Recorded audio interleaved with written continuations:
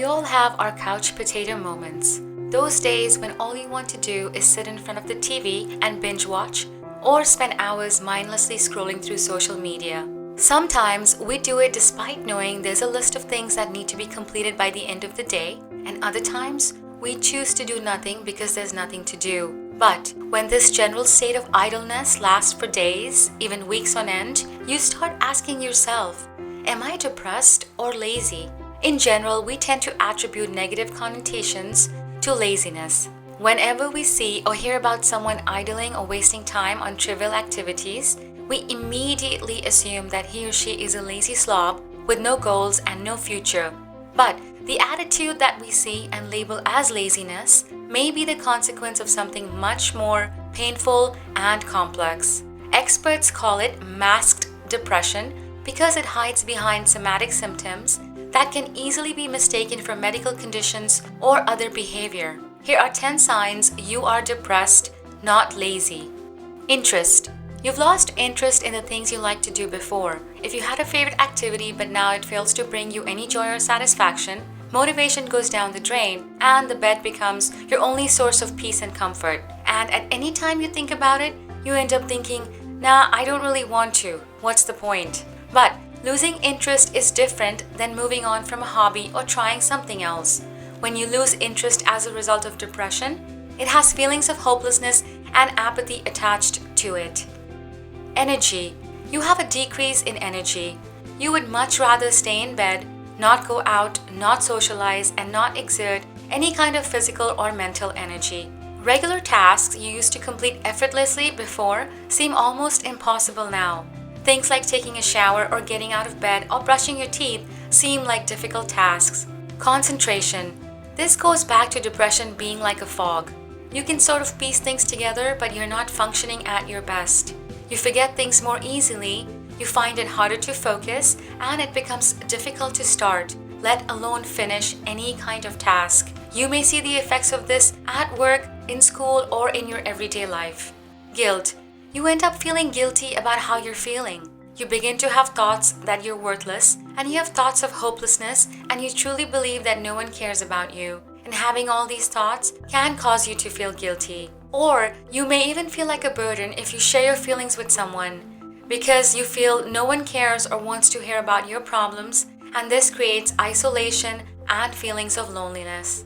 Sleep. You may either sleep less or sleep more. Sometimes, because of your decreased energy, you may end up sleeping more and just lying in bed.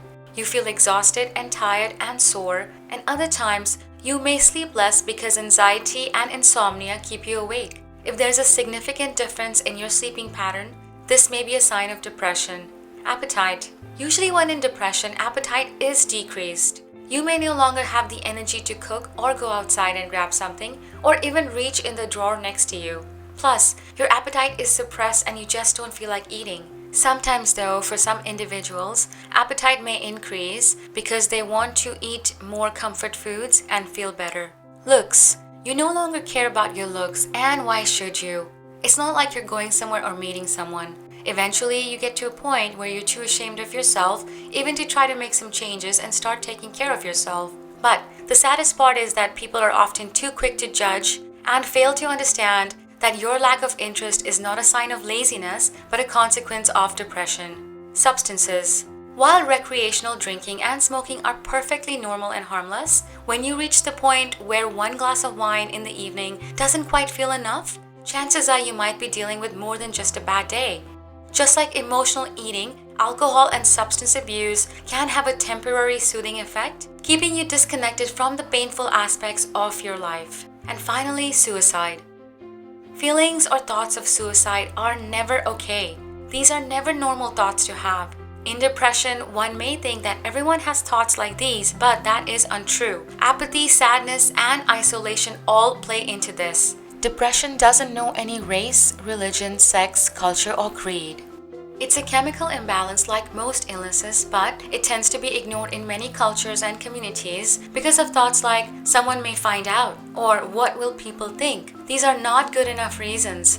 There's never a good enough reason to not get treatment for mental illnesses. These are real symptoms with real side effects, and they can get worse if therapy or medication is not used. Many cultures even create a huge amount of stigma around discussing mental illnesses. It's because those suffering are usually seen as crazy, non-religious, or lazy, and they simply need to pray more or try harder to be happy or not talk about it altogether. But the truth is, the more we talk about it, the more we can normalize that depression and anxiety do exist in our community. Let's rid our culture of the taboo our communities hold. Let's normalize the treatment for these diseases, and let's continue to talk about mental illness. If you or anyone you know is thinking about suicide or has a plan to carry it out, please call the National Suicide Prevention Lifeline at 1-800-273-8255.